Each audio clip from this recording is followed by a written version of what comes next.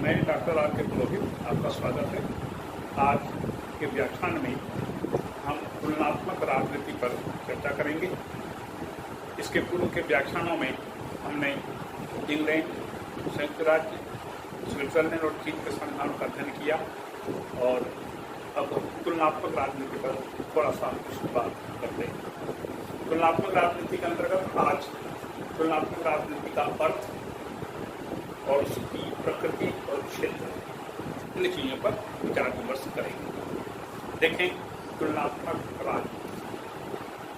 तुलनात्मक राजनीति एक ऐसा विषय है जिसमें राजनीतिक व्यवहारों का तुलनात्मक दृष्टि से अध्ययन किया जाता है।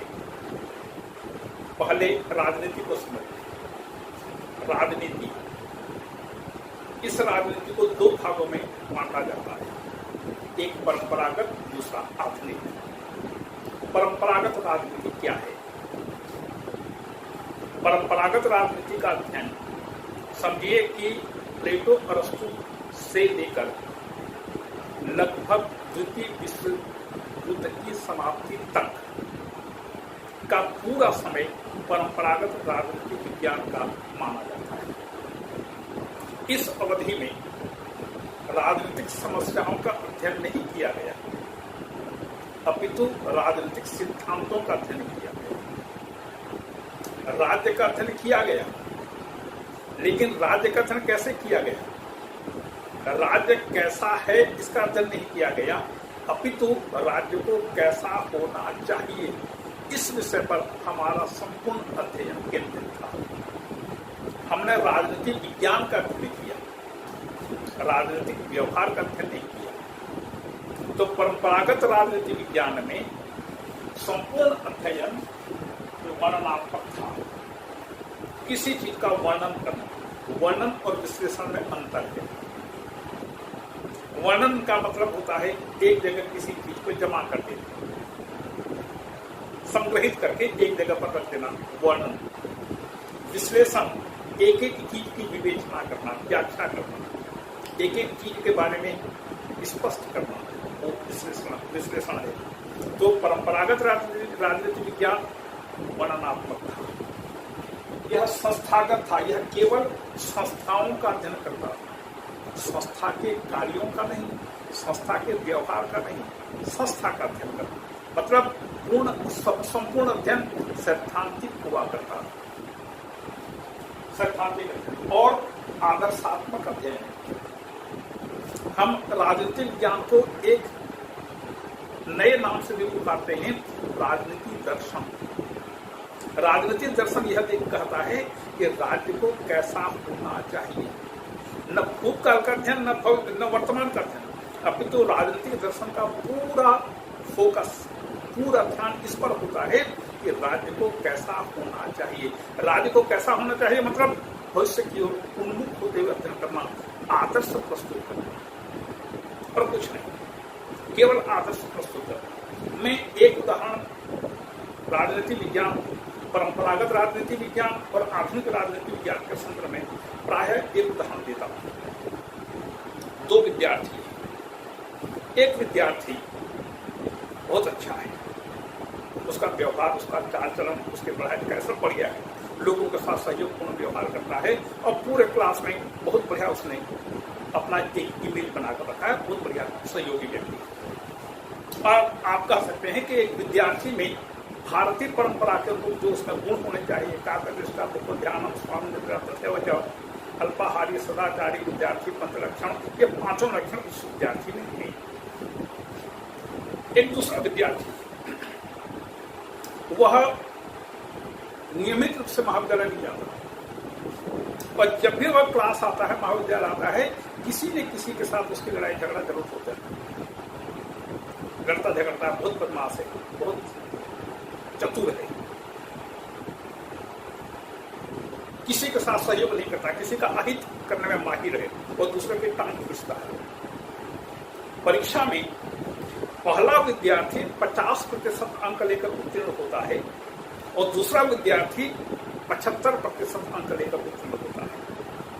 अब आप बताइए कि 50 और 75 इन दोनों विद्यार्थियों में कौन सा विद्यार्थी अच्छा है।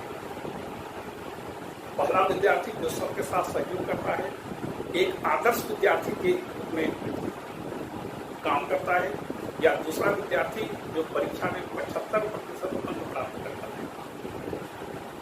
परंपरागत राजनीति विज्ञान कहता है कि वह जो पहला विद्यार्थी जिसने 50% अंक प्राप्त किए हैं, एक आदर्श विद्यार्थी है, वो बढ़िया है।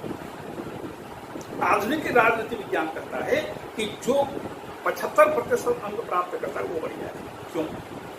क्योंकि परीक्षा का मतलब होता है ज्यादा से ज्यादा अंक प्राप्त करना, चाहे वह किसी भी तरीके से प्राप्त करे। यदि वह अच्छा नंबर लाता है मतलब वह सब दृष्टि से सही है, उसके 50 गुण चूक माफ, 100 गुण माफ। यही है परंपरागत और आधुनिक राजनीति विज्ञान के झगड़ा। वैसे किस प्रकार से आधुनिक राजनीति का प्रवेश हुआ, इसको थोड़ा सा देखिए। द्वितीय विश्व युद्ध के पूर्व तक राजनीति विज्ञान का जो भी अध्ययन किया गया वह केवल पुस्तकालय में बैठ कर के किया गया। व्यावहारिक अध्ययन लगभग नहीं होता। द्वितीय विश्व युद्ध के बाद के वर्षों में धीरे धीरे करके दुनिया के उपनिवेश स्वतंत्र होने लगे। जैसे 1947 में जब भारत आजाद हुआ द्वितीय विश्व युद्ध के बाद, उसके बाद से विभिन्न उपनिवेश एक एक करके स्वतंत्र होते गए। उपनिवेशवाद की जड़ें धीरे धीरे कटती गई और नए नए राष्ट्रों का निर्माण होता गया। स्वाभाविक है, एक लंबी अवधि तक गुलामी का जीवन यापन करने के बाद इन देशों के लोगों में ये भावना आई कि अब हम एक प्रजातांत्रिक व्यवस्था की स्थापना करेंगे जहां पर हमें सभी प्रकार की स्वतंत्रता अधिकार मिले। ठीक, तो इन देशों ने संविधान का निर्माण किया और प्रजातांत्रिक व्यवस्था की स्थापना की। लेकिन इनमें से लगभग 90% देशों में एशिया, अफ्रीका, लैटिन अमेरिका, ये पूरे के पूरे क्षेत्र उपनिवेश थे, एक एक करके आजाद होते गए। फिर वहां पर प्रजातंत्र की स्थापना की गई। लेकिन प्रजातंत्र इनमें से लगभग 90% देशों में असफल हो गया और वहां पर एक नई प्रकार की शासन व्यवस्था स्थापित हो गई जो लगभग तानाशाही व्यवस्था से मिलती थी। भ्रष्टाचार, अव्यवस्था, अशांति, अराजकता का पूरा बोलबाला। अपने भारत को देखिए, भारत का पड़ोसी पाकिस्तान को देखिए, बांग्लादेश को देखिए, म्यांमार को देखिए, अफ्रीका के तो लगभग 80% देशों में यह घटना हुई कि वहां पर जो प्रजातांत्रिक व्यवस्था थी उसको उन्होंने उखाड़ फेंका और उसके स्थान पर एक व्यक्ति की या एक दल की तानाशाही की स्थापना हुई। जब दुनिया के इन विकासशील देशों में प्रजातांत्रिक व्यवस्था असफल हो गई और वहां पर एक नई प्रकार की शासन पद्धति का निर्माण हुआ, की स्थापना हुई, तो राजनीतिक विद्वानों का माथा ठनका। उन्होंने सोचा कि जब हम इस चीज को मानते हैं, पूरी दुनिया मानती है कि प्रजातांत्रिक व्यवस्था सर्वश्रेष्ठ व्यवस्था है, तो यह विकासशील देशों में असफल क्यों? यदि इंग्लैंड में प्रजातंत्र सफल हो सकता है, अमेरिका में सफल हो सकता है, फ्रांस में सफल हो सकता है, इटली, जर्मनी आदि देशों में सफल हो सकता है, तो वह विकासशील देशों में सफल क्यों नहीं हो सकता? लेकिन असफल हुआ, और जब असफल हुआ तो राजनीतिक विद्वानों के मन में एक प्रकार का असंतोष उत्पन्न हुआ। क्यों? क्योंकि राजनीतिक विज्ञान एक सामाजिक विज्ञान है और प्रत्येक सामाजिक विज्ञान की जिम्मेदारी है कि वह समाज का अध्ययन करे, राजनीतिक व्यवस्था का अध्ययन करे और भविष्य के लिए मार्गदर्शन करे। उसकी एक सामाजिक जिम्मेदारी होती है। और जब राजनीतिक विद्वान इस चीज को पता नहीं लगा सके और इन देशों में एक नई और भिन्न प्रकार की शासन व्यवस्था की स्थापना हो गई जिसका प्रजातांत्रिक आदर्शों मूल्यों से कोई संबंध नहीं था, तो उन्होंने सोचा नहीं, दूसरे ढंग से अध्ययन होना चाहिए और तब फिर व्यवहारवाद की उत्पत्ति, व्यवहारवाद, यह व्यवहार का अध्ययन करता है। व्यवहारवाद का शाब्दिक करता है, व्यवहारवाद का व्यवहार का अध्ययन करता है। कौन सा व्यवहार? मानव व्यवहार का अध्ययन करता है। मानव व्यवहार का अध्ययन करता है। मूल चीज है मनुष्य। कोई भी व्यवस्था हो, कुछ भी हो, हर स्थान पर मनुष्य होता है। जैसा मनुष्य होगा, जैसा काम करेगा, वैसा उसका काम दिखेगा। जैसी व्यक्ति की प्रवृत्ति होगी, उस प्रवृत्ति को हम उसके कार्यों में देख सकते हैं। आप भले ही कोई अच्छी से अच्छी उसको चीज दे दीजिए, लेकिन यदि उसकी प्रवृत्ति उस ओर नहीं है तो आप उसको अच्छी तरह से संचालित करते हुए देख नहीं पाएंगे। तो हर चीज का मूल है व्यक्ति की प्रवृत्ति, व्यक्ति का चरित्र। हजारों वर्ष पहले प्लेटो ने बोल दिया था, राज्य का निर्माण ओक वृक्ष या चट्टानों से नहीं होता, अपितु उन व्यक्तियों के चरित्र से होता है जो उसमें निवास करते हैं। व्यक्ति का चरित्र सर्वोपरि। जैसा व्यक्ति जिस वातावरण में रहेगा, उसके अनुसार वह सोचेगा। जैसा सोचेगा वैसा व्यवहार करेगा, और जैसा व्यवहार करेगा देश की राजनीतिक व्यवस्था भी उसी प्रकार की होगी। तो व्यवहारवाद मनुष्य के व्यवहार का अध्ययन करता है और कुछ नहीं। यह केवल व्यवहार का अध्ययन करता है। व्यवहार का अध्ययन कैसे करना? देखिए, भारत में प्रजातांत्रिक व्यवस्था है और हम बड़े गर्व के साथ कहते हैं कि यह दुनिया का सबसे बड़ा प्रजातांत्रिक देश है। ओके, इंग्लैंड में प्रजातंत्र है, लेकिन क्या दोनों प्रजातंत्र समान है? एक उदाहरण, अभी थोड़े दिन पहले इंग्लैंड के प्रधानमंत्री जॉनसन को त्यागपत्र देना पड़ा। बोरिस जॉनसन को त्यागपत्र देना पड़ा। क्यों? उन पर दो आरोप थे। एक आरोप था कि कोविड के दौरान उन्होंने अपना बर्थडे मनाया, जन्मदिन मनाया, और दूसरा था एक बार उन्होंने झूठ कहा।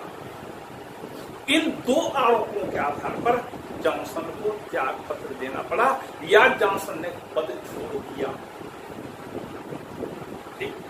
ये कोई बहुत गंभीर आरोप नहीं थे। अब इसकी तुलना भारत से करिए। भारत में एक प्रधानमंत्री संसद में भाषण देते हुए कहता है कि हम जो ₹1 आम जनता के लिए सैंक्शन करते हैं, स्वीकृत करते हैं, उसका 85% रास्ते में खत्म हो जाता है और जनता तक केवल 15 पैसे पहुंचता है। और हम उस प्रधानमंत्री की वाहवाही करते हुए ताली बजाते हैं। भारत चीन के हाथों परास्त हो जाता 1962 के लड़ाई में, लेकिन प्रधानमंत्री अपनी कुर्सी पर बने रहते हैं।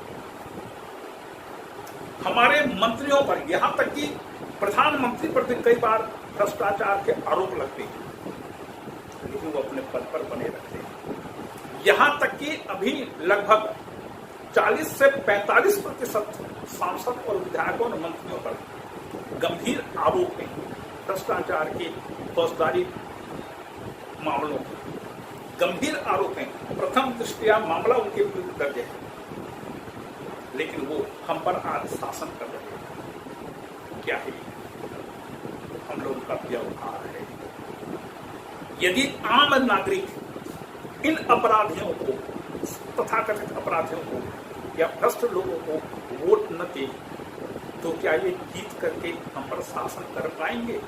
नहीं, हम उनको वोट देते हैं और वो हम पर शासन करते हैं।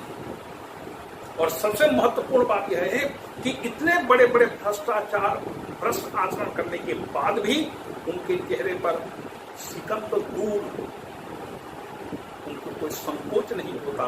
और जब वो जेल से छूटते हैं तो उनके अनुयायी बड़े ताम झाम से, बड़े स्वागत एक समारोह का आयोजन करके उनको घर तक लाते हैं, जेल से घर तक लाते हैं। ये हमारी प्रवृत्ति है, यही हमारा व्यवहार है।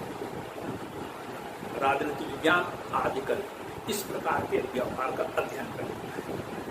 ये सबसे मूल बात है। तो जिस राजनीति विज्ञान का हमने अभी तक अध्ययन किया था, वह केवल राज्य और सरकार का और मनुष्य के राजनीतिक जीवन का अध्ययन करता हूं। अब राजनीति का अर्थ बदल गया है। राजनीति क्या है? राजनीति एक मानवीय व्यवहार है। राजनीति एक मानवीय व्यवहार है, स्वाभाविक मनुष्य का व्यवहार है, जिसके माध्यम से वह अपने सामूहिक हितों को प्राप्त करता है और इस सामूहिक हितों को प्राप्त करने के प्रक्रिया में शक्ति का प्रयोग करता है। शक्ति का प्रयोग, सामूहिक हित, व्यक्तिगत हित नहीं। व्यक्तिगत हित के बारे में सोचेगा तो स्वार्थ हो जाएगा। राजनीतिक स्वार्थ पूर्ति का साधन नहीं है। यह राजनीतिक व्यवहार का मतलब स्वार्थ पूर्ति नहीं है। समूह हित, सामूहिक हितों को प्राप्त करने का प्रयास करता है। और उस मानवीय व्यवहार, सामूहिक हित और तीसरा है शक्ति का प्रयोग। शक्ति, शक्ति क्या है? शक्ति वह क्षमता है जिसके द्वारा अन्य को, सामने वाले को, उसके व्यवहार को प्रभावित, परिवर्तित और नियंत्रित किया जा सकता है। शक्ति में तीन चीजें होती हैं: प्रभावित करना, परिवर्तित करना, निर्देशित या नियंत्रित करना। उसको शक्ति कहते हैं। तो राजनीतिक का अर्थ क्या हुआ? जब समाज के कुछ लोग अपने हितों के बारे में सोचते हैं और लोगों का समर्थन प्राप्त करके उन हितों को पूरा करने के लिए या किसी समस्या के समाधान के लिए एकजुट हो जाते हैं, जागरूक हो जाते हैं, सक्रिय हो जाते हैं और उस समस्या का समाधान अपने हित के अनुरूप ढूंढने की कोशिश करते हैं। और तब समाज के कुछ लोग, दूसरे लोग उसका विरोध करते हैं। समर्थन भी हो गया, विरोध भी हो गया। और समर्थन तथा विरोध के इस संघर्ष के बीच जिस प्रक्रिया को अपनाया जाता है, उस प्रक्रिया को राजनीतिक प्रक्रिया कहते हैं, जिसके द्वारा दोनों के बीच समन्वय की स्थापना हो सके, दोनों के बीच संघर्ष का समाधान निकाला जा सके, उस समस्या का निराकरण किया जा सके। तो दुनिया में साधन सीमित है, इसलिए हर व्यक्ति चाहता है जो दूसरे के विरोध के बावजूद अपने हितों को पूरा कर ले। परिणाम स्वरूप दो विरोधी हितों के बीच संघर्ष होते हैं और इस संघर्ष में वही विजयी होता है जिसके पास शक्ति है, वही विजयी। तो इस प्रकार से राजनीति संघर्ष की उपज है। राजनीति का मतलब होता है तेरे मेरे की होना। तो राजनीति का मतलब लड़ाई झगड़ा नहीं है, अभी तो राजनीति का मतलब होता है इस प्रकार से संघर्ष की स्थिति को किस प्रकार से टाला जाए, उसका समाधान किस प्रकार से किया जाए। और इस राजनीति का मतलब हुआ समस्याओं का समाधान करना। जब तक मनुष्य है समस्याएं हैं, और यदि समस्याएं हैं उसका हल नहीं। तो राजनीति इस प्रकार के विवादों का समाधान करने की प्रक्रिया है। उस प्रक्रिया को हम राजनीतिक व्यवहार कहते हैं।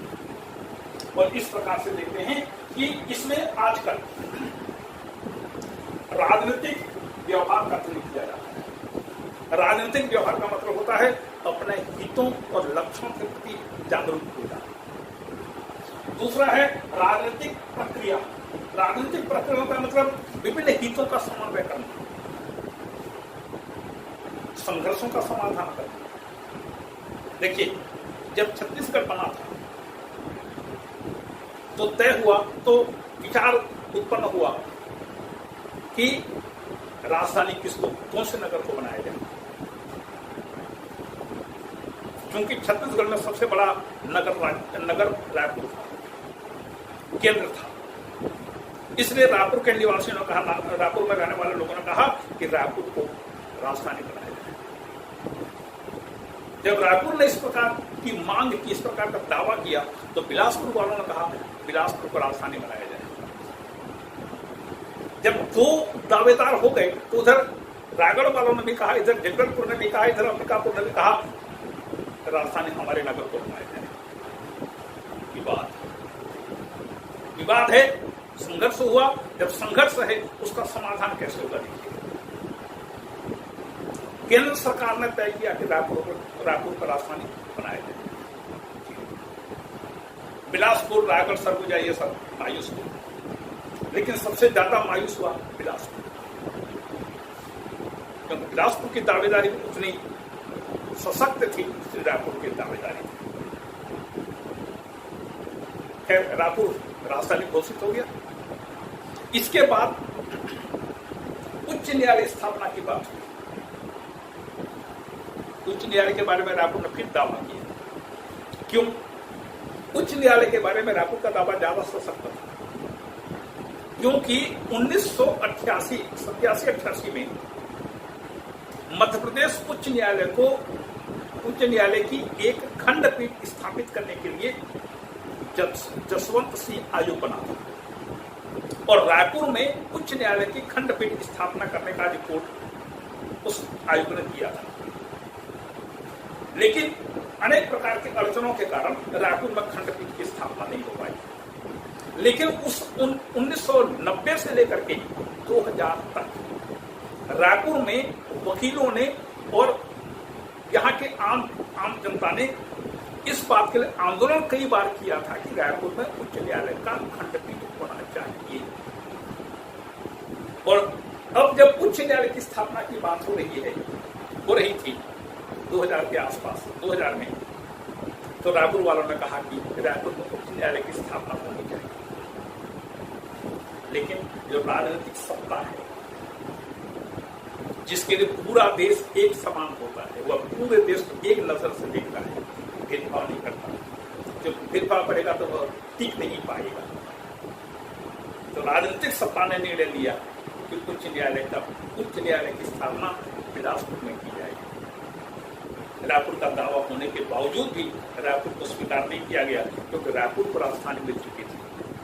जब रायपुर को राजधानी मिल चुकी थी तो बिलासपुर में उच्च न्यायालय का होना आवश्यक था। समय की मांग थी, वक्त की मांग थी, और इस प्रकार से बिलासपुर में उच्च न्यायालय की स्थापना हुई। तो सत्ता अंतिम निर्णय लेती है और उस संघर्ष का समाधान करती है। तो राजनीतिक सत्ता जो है निर्णय लेती है, और निर्णय तो ले लेती है, लेकिन क्या निर्णय अपने आप ले लेती नहीं। इस निर्णय को कई प्रकार के लोग शासन के अंदर और शासन के बाहर प्रभावित करते हैं। तो किस प्रकार से शासन को प्रभावित करते हैं? जिसके पास निर्णय लेने की शक्ति है, वह अपना निर्णय किस प्रकार से लेता है, वह किन किन चीजों से प्रभावित होता है, किन किन चीजों को प्रभावित करता है, इन सभी चीजों का अध्ययन तुलनात्मक राजनीति में किया जाता है। मतलब प्रभावक और प्रभावित। जैसे एक उदाहरण लीजिए, मैंने एक व्यक्ति की पिटाई की, उदाहरण एक व्यक्ति की पिटाई, आप कहेंगे कि किस सर ने उसको मारा। प्रश्न यह है कि मैंने उसको मारा, वैसे ठीक है, लेकिन उसको जितना दर्द हुआ, क्या मुझको दर्द नहीं हुआ? मैंने हाथ से मारा, तो क्या मेरे हाथ में दर्द नहीं हुआ? आधुनिक राजनीति प्रभावक और प्रभावित दोनों का अध्ययन करता है। केवल इस चीज का अध्ययन नहीं करता कि सर ने मारा, इस चीज का भी अध्ययन करता है कि सर को भी चोट लगी। प्रभावक और प्रभावित दोनों का अध्ययन करता है। परंपरागत राजनीति विज्ञान केवल एक का अध्ययन करता था, दोनों का अध्ययन नहीं करता था। आधुनिक राजनीति, तुलनात्मक राजनीति दोनों का अध्ययन करता है, प्रभावक और प्रभावित। ये परंपरागत और आधुनिक राजनीति में ये सबसे बड़ा अंतर है। तो इस प्रकार से आधुनिक राजनीति विज्ञान, जिसके अंतर्गत हम तुलनात्मक राजनीति का अध्ययन करते हैं, यह किसी भी चीज के व्यावहारिक पक्ष का अध्ययन करता है। उसका व्यावहारिक पक्ष क्या है? जैसे भारत में प्रधानमंत्री पंडित नेहरू थे, शास्त्री जी थे, श्रीमती इंदिरा गांधी आई, उसका राजीव गांधी आए, लंबा सा क्रम है, उसका नरेंद्र मोदी। तो केवल पुस्तक पढ़ करके हम अध्ययन नहीं करेंगे, अपितु इन प्रधानमंत्रियों ने अपने कार्यकाल में कौन कौन से कार्य किए और इन्होंने किस प्रकार से देश के शासन का संचालन किया, इसका व्यावहारिक अध्ययन किया जाता है। केवल पुस्तक या टेक्स्ट बुक पढ़कर अध्ययन नहीं होगा, जो भी होगा व्यावहारिक अध्ययन। यही तुलनात्मक राजनीति करता है। तुलनात्मक राजनीति आधुनिक राजनीतिक विज्ञान का एक खंड है, एक भाग है, जिसके अंतर्गत विभिन्न व्यवस्थाओं का तुलनात्मक रूप से अध्ययन किया जाता है। इसकी शुरुआत की थी अरस्तु ने। तो तुलनात्मक राजनीति का जनक है अरस्तु, जिसने तत्समय में प्रचलित 158 संविधानों का अध्ययन करके क्रांति के कारणों का, क्रांति के समाधान के उपायों का और एक आदर्श संविधान का निर्माण किया था। तो अरस्तु इसका जनक है और यही प्रवृत्ति द्वितीय विश्व के पूर्व तक बनी रही कि संस्थाओं का अध्ययन करना, जैसे राष्ट्रपति का अध्ययन करना, हम जो पुस्तक में पढ़ते वही है और आगे पीछे कुछ नहीं। लेकिन सिडनी बर्मा करता है, सिडनी बर्मा।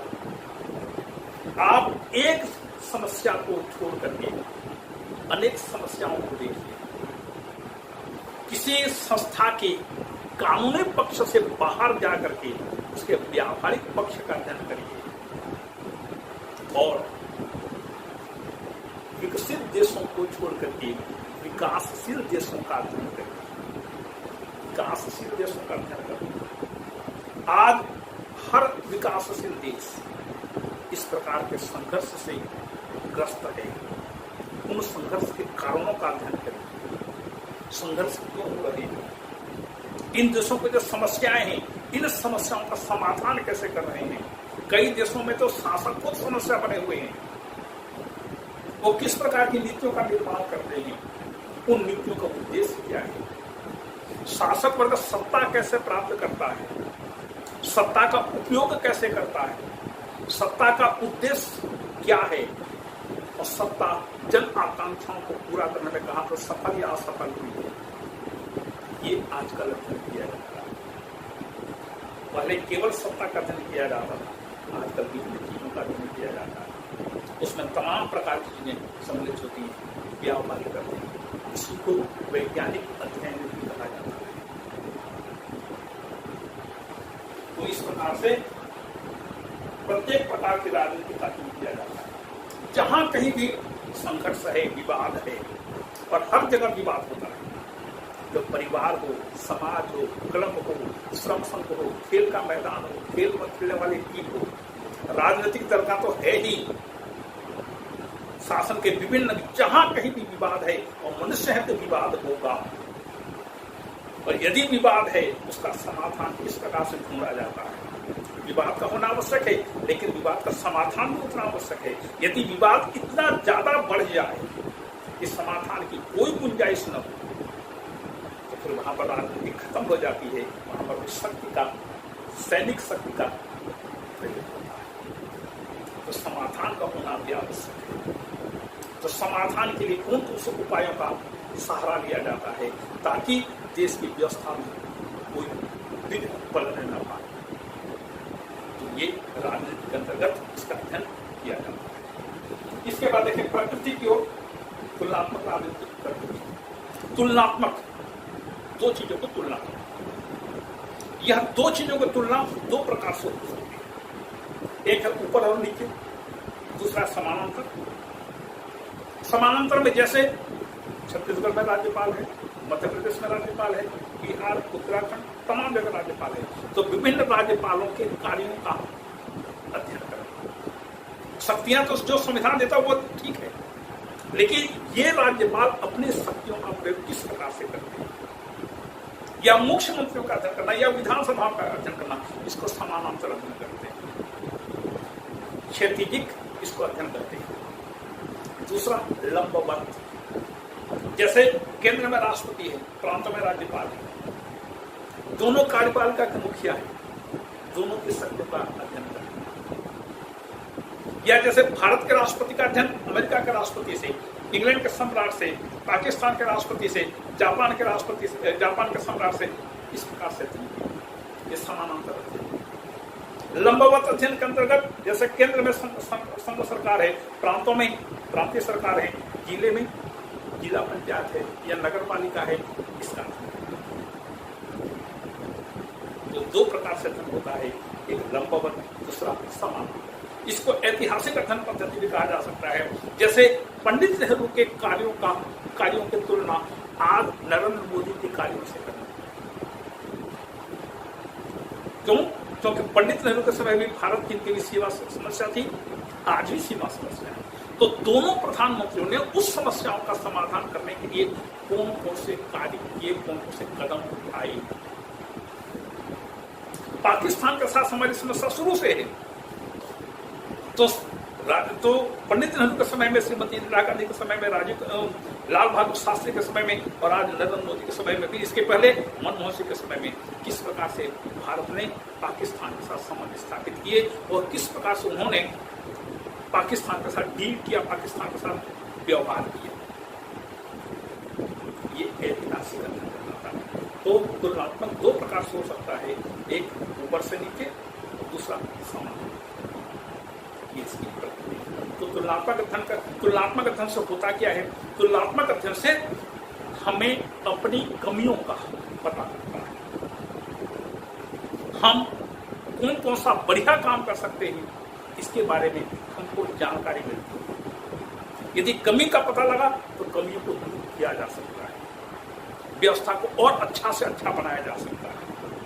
जैसे अभी वर्तमान समय में छत्तीसगढ़ में कांग्रेस की सरकार है, इसके पहले भाजपा की सरकार थी। तो भाजपा सरकार ने कौन कौन सा काम किया और आज कांग्रेस की सरकार क्या क्या काम कर रही है, एक ही प्रकार का, दोनों को तुलना करना और तुलना करके यह देखना कि दोनों में से किस सरकार ने बढ़िया काम किया और कौन सा काम कौन सी सरकार को करना चाहिए था उसने नहीं किया। ये प्रकार से अध्ययन करना, ये तुलनात्मक राजनीति की प्रकृति है। अब इसके बाद देखिएगा तुलनात्मक राजनीति का क्षेत्र, इसके अंतर्गत कौन कौन सी चीजों का अध्ययन किया जाता है, इसका क्षेत्र कहाँ तक व्यापक या संकीर्ण सीमित है। तो सबसे पहले परंपरागत राजनीति के अंतर्गत केवल संस्थाओं का, संविधानों का अध्ययन किया जाता है। आपको एक उदाहरण याद होगा, एक बार भगवान शंकर और मां पार्वती दोनों ने तय किया कि बच्चों की परीक्षा ली जाए। उनके हाथ में एक लड़की थी। उन्होंने अपने बेटे से कहा, दोनों बेटों से कहा, गणेश जी और कार्तिकेय जी, दोनों से कहा कि तुम दोनों पूरे ब्रह्मांड का 7 चक्कर लगाओ और जो सबसे पहले 7 परिक्रमा करके आएगा यह लड्डू उसको मिलेगा। तो कार्तिकेय तो अपने तीव्र गति से मयूर में बैठ करके चले, गणेश जी का मूषक वाहन, स्वयं स्थूल शरीर कैसे करें। तो उन्होंने अपना दिमाग लगाया और माता पिता का 7 चक्कर लगा दिया और कहा कि माता पिता में संपूर्ण सृष्टि और ब्रह्मांड की स्थापना है और गणेश जी को लड्डू मिल गया। इसी प्रकार से परंपरागत राजनीति विज्ञान के अंतर्गत केवल विकसित देशों का अध्ययन किया जाता है। England, America, France, Canada, Japan, इन देशों का आपने अध्ययन कर लिया तो आपका अध्ययन पूरा हो गया। लेकिन अब ये उदाहरण काम नहीं आता। अब विशेष करके तीसरी दुनिया के देशों का, विकासशील देशों का अध्ययन किया जाता है, जिसमें एशिया, अफ्रीका और लैटिन अमेरिका के सैकड़ों देश हैं। बिल्कुल छोटे से छोटे राज्य भी हैं, बड़े से बड़े राष्ट्र भी हैं। इन शासन व्यवस्थाओं का व्यावहारिक दृष्टि से अध्ययन किया जाता है और जब तक इनका अध्ययन पूरा नहीं होगा तब तक राजनीतिक अध्ययन पूरा नहीं हो सकता। तो इसमें वास्तविक व्यवहार का अध्ययन करना, वस्तुतः वास्तविक व्यवहार, मनुष्य का व्यवहार कैसा है। स्वीडन, आप अमेरिका का बढ़िया से उदाहरण देता हूं। अमेरिका में एक व्यक्ति जब राष्ट्रपति के पद से सेवानिवृत्त होता है तो सेवानिवृत्त हो जाने के बाद वह एक आम जनता का जीवन यापन करता है, आम जनता का जीवन। लेकिन भारत में यदि कोई व्यक्ति राष्ट्रपति तो दूर, यदि कोई मंत्री भी बन जाता है, यदि कोई सांसद हो जाता है, कोई छोटा सा इलेक्शन जीत करके पार्षद बन जाता है, नगर पालिका, नगर निगम या ग्राम पंचायत का भी एक सदस्य बन जाता है, तो वह जीवन भर उस चीज को ढोते रहता है। भले भूतपूर्व हो जाता है लेकिन भूतपूर्व हमेशा रहता है। वह आम जनता के साथ मिलजुल करके बह नहीं पाता, उसमें एक उच्चता का भाव आ जाता है। ऑफिसर तो और भी आगे हैं। ऑफिसर यदि एक बार ऑफिसर हो गया तो वह जीवन भर मृत्यु पर्यंत अपनी ऑफिसरी दिखाते रहता है। सेवानिवृत्ति के बाद भी वह आम जनता की लाइफ में नहीं आता। ऐसा क्यों? जैसी परंपरा अंग्रेज डालकर हमारे देश में गए, उसी परंपरा को आज हो रही है। और भले ही नरेंद्र मोदी जी ने पिछले स्वतंत्रता दिवस के दिन ये कहा था कि हम जो अंग्रेजों के जमाने की जो चीजें परंपराएं हैं हम उसको एक एक करके निकालेंगे, उससे दूर करेंगे, उसको दूर करेंगे। इसलिए राजपथ का नाम बदल करके कर्तव्य पथ किया। लेकिन इस चीज पर आज तक किसी की नजर नहीं गई है। व्यवहार को लेकर जब इतने बड़े बड़े देशों के राष्ट्रपति भी आम जीवन की यापन कर सकते हैं, सब्जी लेने के लिए बैग लेकर के मार्केट जा सकते हैं, तो हमारे देश में हमारे अधिकारी ऐसा क्यों नहीं कर सकते? वो भी रिटायरमेंट के बाद भी ऐसा क्यों नहीं कर सकते? हमेशा उनमें एक कॉम्प्लेक्स क्यों बना रहा था कि हम ऑफिसर थे और ऑफिसर हैं, भूतपूर्व हैं? ऐसा क्यों, ऐसी भावना क्यों आती है? इस मानसिकता को बदलना पड़ेगा। तो इस व्यवहार का अध्ययन करना, ये व्यवहार राजनीतिक व्यवस्था को एक दिशा प्रदान करता है। फिर दूसरा है मानव और मूल्य विवाद।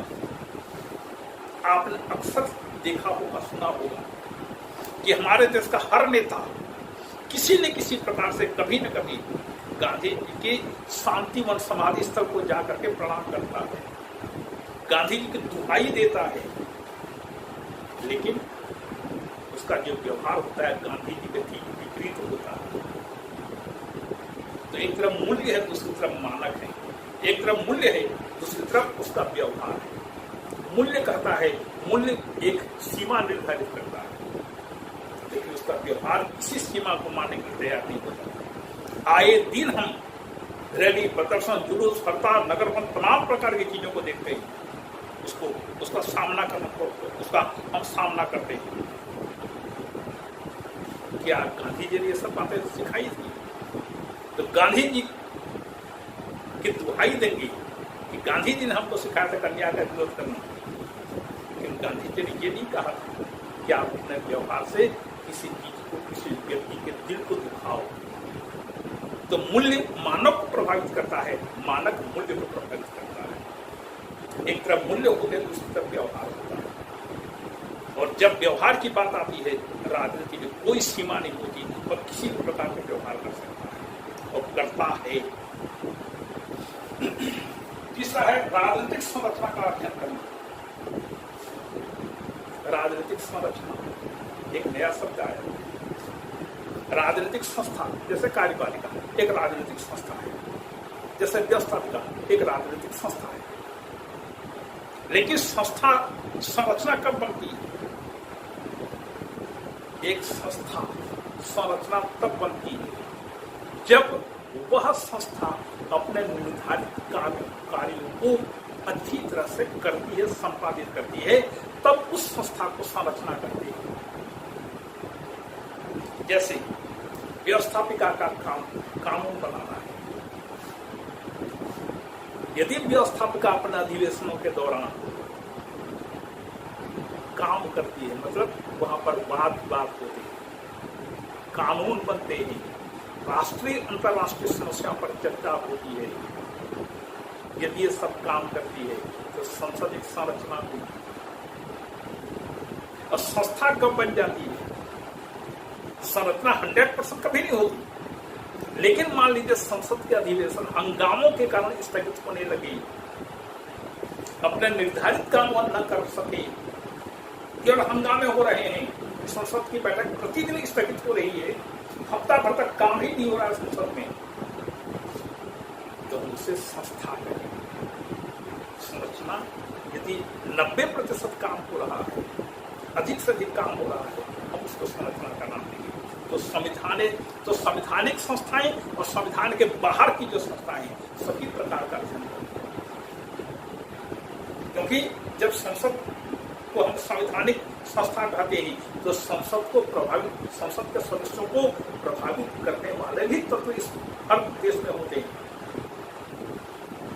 और जो सांसदों को प्रभावित करते हैं, संसद को प्रभावित करते हैं, वो संविधानेतर संस्था, संविधानेतर व्यक्ति करते हैं।